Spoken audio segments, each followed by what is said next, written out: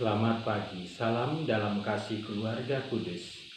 Dari Biara Bethlehem Salatiga, saya Romo Martin, MSF, hadir menyapa Anda semua dalam cinta Tuhan.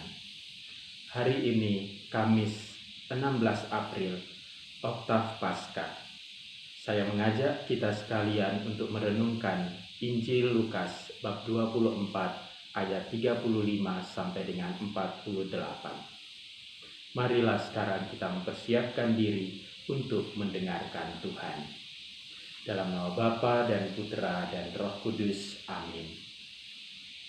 Bapa sumber kehidupan sejati, kami bersyukur untuk anugerah kehidupan ini yang Engkau berikan kepada kami melalui kebangkitan Yesus Kristus Putramu. Sekarang kami mau mendengarkan sabda-sabdamu. Tolonglah kami dengan Roh Kudus-Mu, supaya kami dapat mendengarkannya dengan baik, merenungkannya dalam hati kami, dan melaksanakannya dalam hidup kami. Demi Kristus Tuhan dan pengantara kami. Amin. Inilah Injil Yesus Kristus menurut Santo Lukas, bab 24 ayat 35 sampai dengan 48. Dua murid yang dalam perjalanan ke Emmaus ditemui oleh Yesus yang bangkit, segera kembali ke Yerusalem. Mereka menceritakan kepada saudara-saudara apa yang telah terjadi di tengah jalan dan bagaimana mereka mengenali Yesus pada waktu Ia memecah-mecahkan roti. Sementara mereka bercakap-cakap tentang hal itu, Yesus tiba-tiba berdiri di tengah-tengah mereka dan berkata, "Damai sejahtera bagi kamu." Mereka terkejut dan takut karena menyangka bahwa mereka melihat hantu. Akan tetapi Yesus berkata kepada mereka, "Mengapa kamu terkejut? Dan apa sebabnya timbul keraguan-raguan di dalam hatimu? Lihatlah tangan dan kakiku, aku sendirilah ini. Rabalah aku dan lihatlah, karena hantu kan tidak ada daging dan tulangnya, seperti kamu lihat ada padaku." Sambil berkata demikian, Ia memperlihatkan tangan dan kakinya kepada mereka. Dan ketika mereka belum juga percaya karena girang dan masih heran, berkatalah Yesus kepada mereka, "Adakah padamu makanan di sini?" Lalu mereka memberikan kepadanya sepotong ikan goreng. Ia mengambilnya dan memakannya di depan mata mereka. Kata Yesus kepada mereka, "Inilah perkataan yang kukatakan kepadamu ketika aku masih bersama-sama dengan kamu, yakni bahwa harus digenapi semua yang ada tertulis tentang aku dalam kitab Taurat Musa, kitab Nabi-Nabi dan kitab Mazmur." Lalu Yesus membuka pikiran mereka sehingga mereka mengerti kitab suci. Katanya kepada mereka, "Ada tertulis demikian, Mesias harus menderita dan bangkit dari antara orang mati pada hari yang ketiga. Dan lagi, dalam namanya berita tentang pertobatan dan pengampunan dosa harus disampaikan kepada segala bangsa, mulai dari Yerusalem. Kamu adalah saksi dari semuanya ini." Saudara-saudari yang terkasih di dalam Tuhan kita Yesus Kristus, saat ini semua orang sedang memperjuangkan hidup dan mempertahankan hidup. Teristimewa saudara-saudari kita yang mungkin telah terjangkit virus corona, atau mungkin juga mereka yang sedang di bawah pengawasan. Mereka bersama dengan para medis dan semua orang yang merawatnya memperjuangkan kehidupan. Karena betapa berharganya kehidupan yang Tuhan anugerahkan kepada kita. Dalam Injil hari ini, Yesus memberikan tanda-tanda kehidupan. Karena ketika Ia menampakkan diri kepada murid-muridnya, para muridnya menjadi heran. Mereka ragu-ragu. Mereka menyangka bahwa mereka melihat hantu. Maka Yesus menjelaskan kepada mereka dengan memperlihatkan, menunjukkan tanda-tanda kehidupan yang ada pada dirinya. Tanda kehidupan yang pertama yang Yesus sampaikan kepada mereka adalah salam, damai sejahtera bagi kamu. Dan inilah ciri kehidupan dari manusia.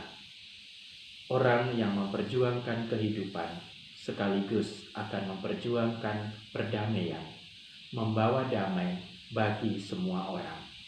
Maka Yesus datang dan menampakkan tanda kehidupan itu dengan memberikan salam damai kepada murid-muridnya. Dan ingat bahwa Yesus pernah mengutus mereka, ketika kalian masuk ke dalam rumah, katakanlah salam damai kepada semua penghuni rumah itu.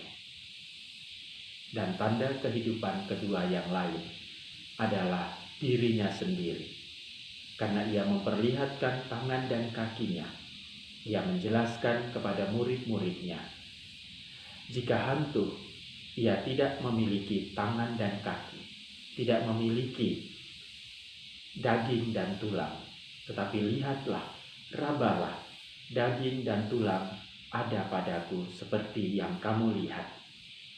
Inilah tangan dan kakiku, dan ada tanda paku yang pernah menembus tangan dan kakinya karena dosa-dosa manusia sebelum ia wafat di kayu salib.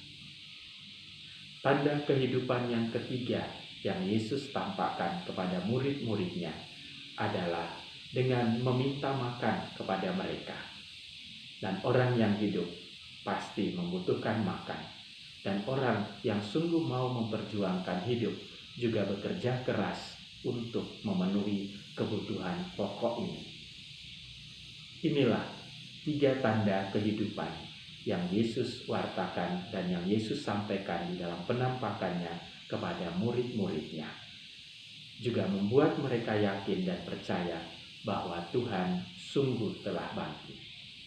Dalam keyakinan itulah mereka tampil di hadapan umum dan mereka membawa kehidupan kepada semua orang yang membutuhkannya. Sebagaimana Petrus dan Yohanes di dalam bacaan yang pertama hari ini membawa kehidupan kepada seorang lumpuh yang telah lama mendambakan kesembuhannya di Serambi Salomo.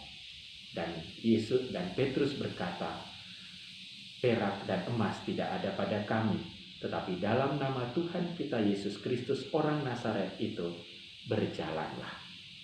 Saudara-saudari yang dikasihi Tuhan, kita sekalian pun sebagai murid-murid Yesus Kristus harus menjadi tanda-tanda kehidupan dimanapun kita berada, membawa berkat dan membawa hidup kepada sesama kita, kepada mereka yang membutuhkannya, teristimewa mereka yang menderita. Dan cara kita membagikan kehidupan yang lain adalah dengan mengampuni sesama yang bersalah kepada kita, menerima diri kita sendiri, dan juga mengampuni sesama yang bersalah kepada kita. Dengan demikian, kita juga dapat memberikan kehidupan kepada mereka, serta selalu membangun sikap tobat dan senantiasa bertobat dari dalam diri kita sendiri, supaya kita memelihara dan merawat hidup yang Tuhan anugerahkan kepada kita. Sebagaimana disabdakan Yesus dalam Injil hari ini, Lukas bab 24 ayat 47 sampai dengan 48. Dan lagi, dalam namanya berita tentang pertobatan dan pengampunan dosa harus disampaikan kepada segala bangsa mulai dari Yerusalem. Kamu adalah saksi dari semuanya ini. Marilah berdoa. Allah Bapa yang Maha Kasih, sumber kehidupan kami, terima kasih atas iman kepercayaan yang boleh bertumbuh di dalam diri kami akan Yesus yang bangkit mulia dan membawa hidup baru bagi kami. Semoga sebagai murid-muridnya, kami pun dimanapun berada, membawa kehidupan kepada semua orang, teristimewa mereka yang menderita. Demi Kristus Tuhan dan pengantara kami. Amin. Tuhan bersamamu dan bersama rohmu. Semoga Allah yang Maha Kuasa memberkati saudara, keluarga saudara, dan karya-karya saudara hari ini, Bapa dan Putra dan Roh Kudus. Amin. Salam Kamis. Kehendak Allah menjadikan indah semuanya.